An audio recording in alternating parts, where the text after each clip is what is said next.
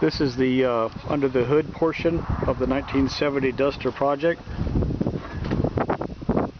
This is a 318 V8 2-barrel carbureted, air conditioned, power steering, manual brake car.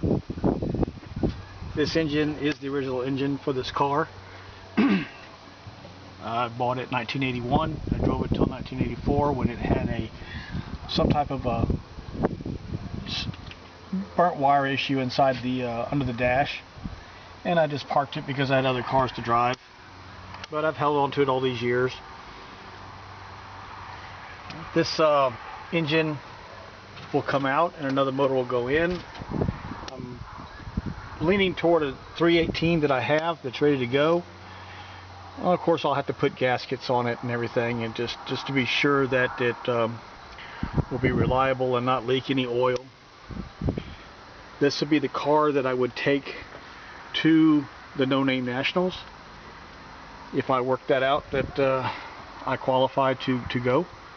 It will have a 318 in it that has a 4-barrel intake and carburetor, and but that I don't know that it will have any more power than this engine has. This is a 1970 318.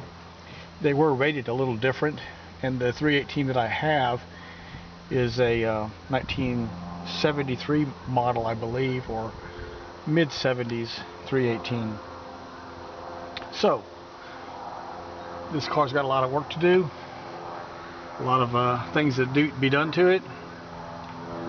It's not going to be a race car, but it will represent Plymouth, and we'll see how this goes.